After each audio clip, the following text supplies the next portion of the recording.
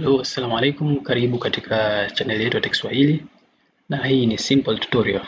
Leo tunakuangalia namna ya kudisable startup applications kwenye Windows 10 au 11. Okay, so nini startup applications? Startup applications ni zile application ambazo zina run wakati computer inawaka. Okay, wakati unawasha computer basi kuna application ambazo zinafanya auto startup ama zina run zenyewe automatically wakati pale computer inapo boot.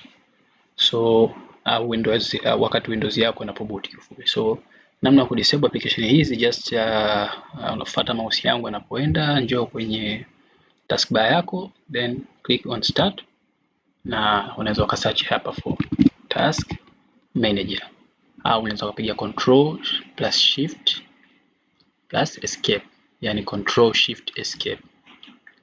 Okay, so ukienda hapo uta click hii task manager yako, na ukisha click hii task manager itakuleta kwenye hizi processes hapa, na kwa wale wanaotumia Windows 10 basi utakuta hii baadhi ambazo navigation ambayo yuko huku kushoto basi itakuwepo upande wa huku juu wanaotumia Windows 10.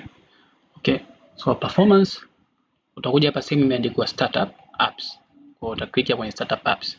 Hapa unaweza ukaklik application zako zote ambazo unaona zimekuwa enabled na hutaki ziweze kurani wakati wa window inapowaka. So ukiona application iko enabled, ujue ni kwamba hiyo wakati computer inawaka basi au operating system yako inapowaka basi yenyewe inafanya auto startup.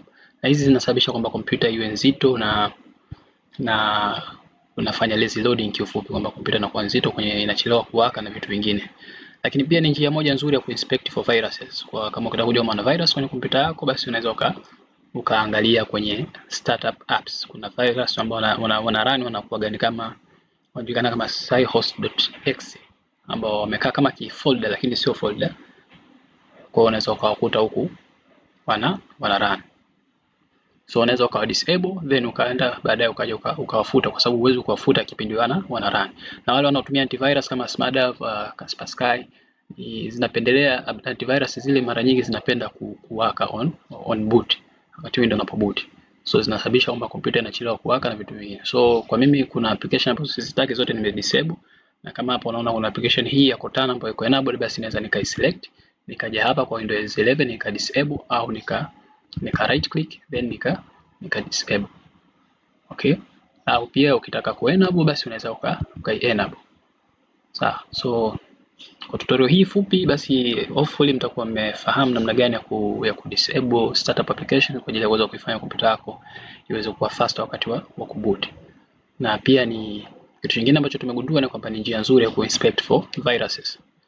So thank you for this simple tutorial, na hopefully tutatengeneza other simple tutorials ambazo zitaweza kuwasaidia. Thank you.